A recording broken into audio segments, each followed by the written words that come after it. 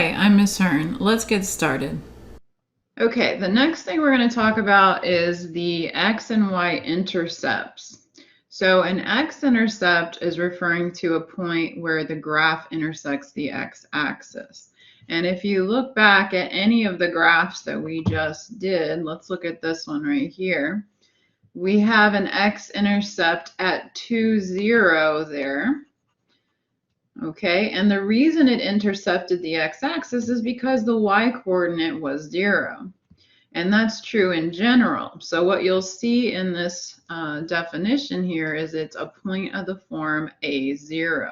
It's always going to have the x-intercept has a y equal to 0. And similarly, the y-intercept is going to have an x value of 0. Okay, so that actually gives us a way, if we're given an equation and we don't have the graph and we want to find the intercepts, we have a way of finding them by just plugging in 0 for y to get the x-intercept and 0 for x to get the y-intercept. So this can also be used as a way of graphing because, as we said before, you only need 2 points. So one method of generating those points is to find the intercepts. So in this question, it says find the x-intercept, the y-intercept, and one other point on the line represented by the equation, and then graph the line. All right, so to find an x-intercept, what do? That's true, Franco. What are you going to plug it in for? Very good, Gabrielle. You're going to plug it in for y. So let y equal 0.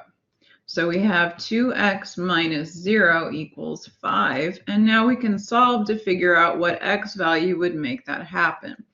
If 2x is equal to 5, x is equal to 5 halves, which is 2.5, by the way, but we usually in algebra prefer to leave the values as improper fractions.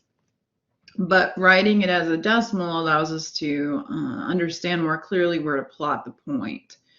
So I usually write both when I'm graphing.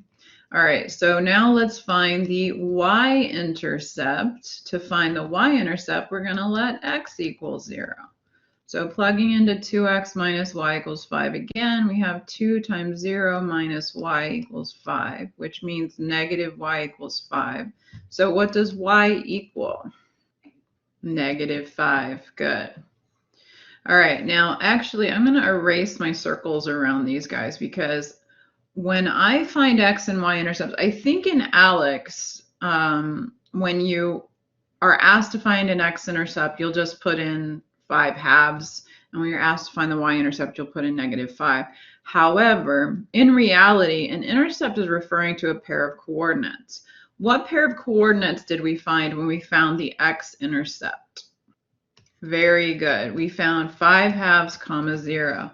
And what pair of coordinates did we find when we found the y-intercept? Good. 0, negative 5. So just remember what you're finding is a pair of coordinates. Now I'm going to plot these coordinates. So I'm going to start with the y-intercept. 0, negative 5 is going to be down here on the y-axis. And then I'm going to plot the x-intercept, which is at 2.5, comma 0. So between 2 and 3, 5 halves, comma 0. And now I'm going to connect the dots. Well, actually, yeah, I'm going to connect the dots and then go back and find that third point because we'll see if that third point is predicted by the way we drew the line. I want it to go through 2.5 and negative 5.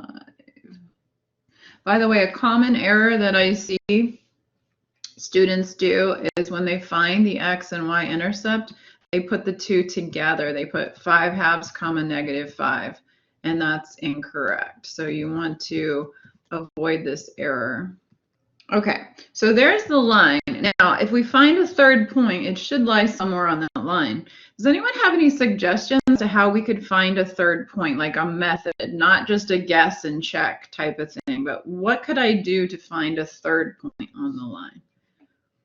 Oh, you guys are advanced. We're going to do slope next. That's true. Yes, Brian, we're going to use that technique first. So one technique is to just replace one of the variables with any number you want and find what the other variable is equal to. So for example, to find the third point, I could randomly pick, let's say, x equals 1. And then I can plug it in and get 2 times 1 minus y equals 5, and then solve for y. So in that case, what would y equal? Okay, so we would have, let me check, 2 minus y equals 5.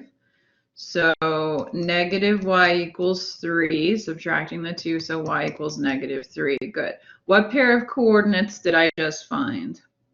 1, negative 3, because I plugged in 1 for x and I got negative 3 for y. Okay, so I'm going to plot in that. Look at our graph there. It goes right through 1, negative 3. So we did good.